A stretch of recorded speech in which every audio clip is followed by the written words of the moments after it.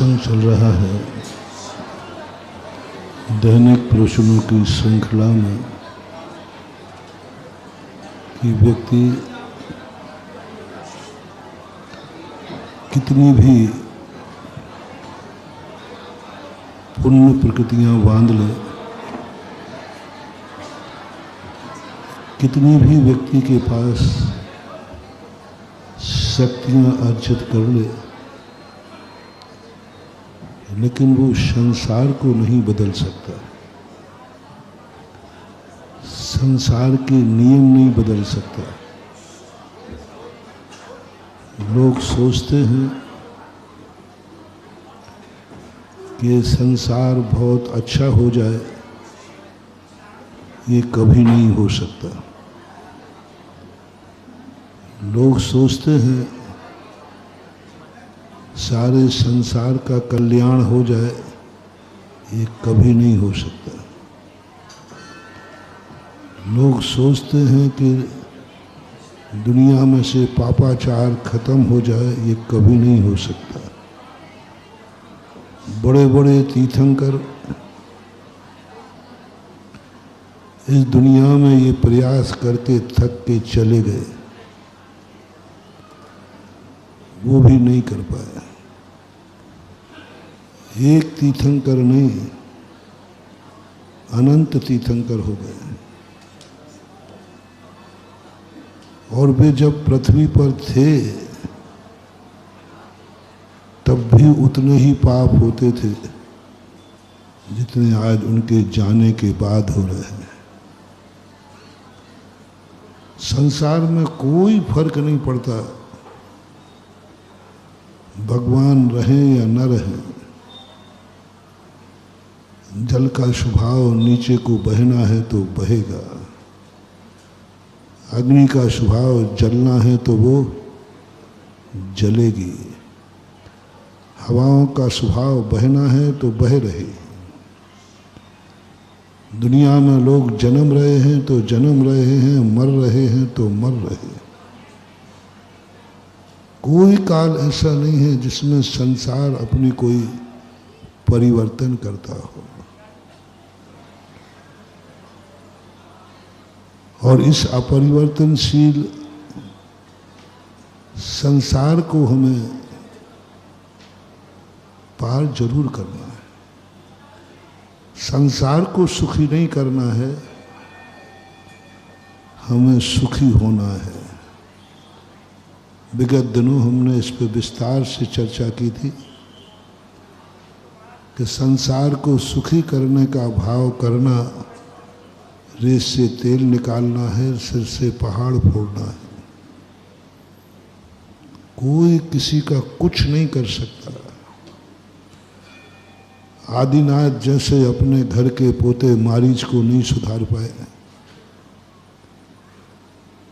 सुधारने वाले में कोई ताकत नहीं होती, सुधारने वाले में कोई ताकत नहीं होती, सारी ताकत होती है सुधरने वाले में।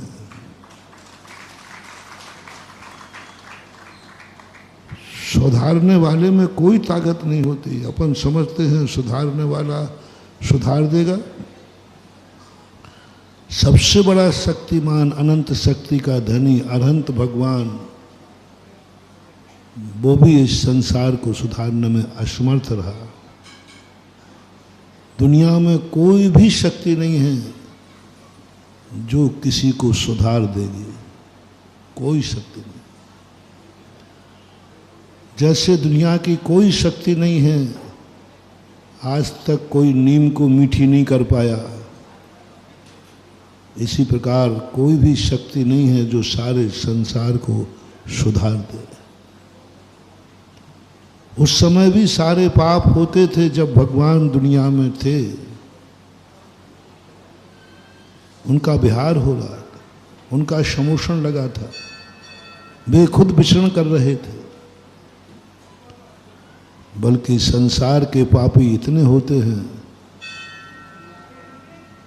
कि वे भगवान के घर में भी डांका डाल देते हैं। जो अच्छे डाकू होते हैं ना, बड़े खूंखार, एसपी का भी जेब काट के दिखा देते हैं। हाँ, एक बार राजस्थान में एक ऐसी घटना घटी थी। बोले तू यदि इतना माहिर, तू इतनी कुशलता से कैसे काट लेता है, जेब काट लेता, पता नहीं चलता। उसने कहा सर ये तो अपनी अपनी कला है। आप जेब कट को पकड़ने में माहिर हैं तो हम जेब काटने में माहिर हैं, अपनी अपनी कला है। आप जेब कट को पकड़ने में माहिर हैं, आपको वही शिक्षा दी गई, हमने शिक्षा ली है जेब काटने की। तो यदि तेरे में दम हो तो कभी मेरा जेब काट के दिखा। एसपी ने कहा। बोले साहब चुनौती मत दो, अभी तक आपकी वर्दी की मर्यादा रखी है, अभी तक आपकी वर्दी की चुनौती मत दो, नहीं तो वर्दी में भी ब्लेड लग जाएगी। और उनका तू काट के दिखा, पर ध्यान रखना यदि काटते समय पकड़ा गया तो वहीं तुझे शूट कर दूंगा। मालूम मेरी बाजू में राइफल है। बोले साहब यदि इन गोलियों और बंदूकों का डर होता ना तो हम डाकू ही नहीं बनते, क्योंकि आपकी बंदूक में जो गोलियां हैं वो हम लोगों के लिए ही हैं, डाकुओं के लिए, दुष्टों के लिए, पापियों के लिए, आताताइयों के लिए।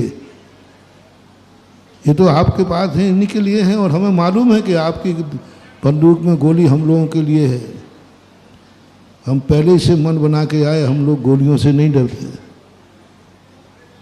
देख ले जैसे ही तुमने पकड़ा गया, अब काटते हुए पकड़ा गया तो तुरंत गोली मार दूंगा। बोले ठीक है, आप अपना काम करना, मैं अपना करूंगा।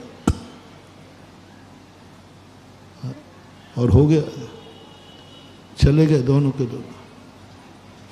अब समय थोड़ा लंबा चाहिए, भूलना तो पड़ेगा। एक दिन एसपी साहब किसी महोत्सव में भीड़ में व्यवस्था कर रहे थे। उसने वो नहीं, जेब भी नहीं काटा, राइफल भी ले गया। अब एसपी साहब ने दोनों देखे, जेब भी कटा है और राइफल भी, और थाने में बुलाकर उससे कहा मान गए तो हमारा भी बाप निकला। और वो खुद काट करके लेके पहुंच गया थाने में। बोले साहब आप परेशान हो रहे हैं बंदूक के लिए, ये आपकी बंदूक है और ये जेब का बटुआ है,